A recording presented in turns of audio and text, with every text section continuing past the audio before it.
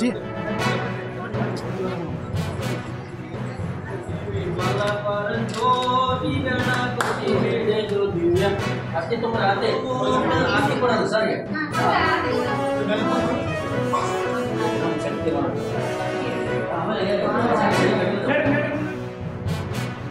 ಅಂಗನವಾಡಿಯನ್ನು ನಂದೀಶ್ವರ ನಗರದಲ್ಲಿ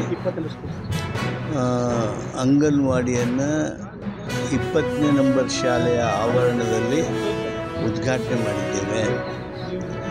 ಈ ಭಾಗದಲ್ಲಿ ಅಂಗನವಾಡಿ ಬೇಕು ಅಂಥೇಳಿ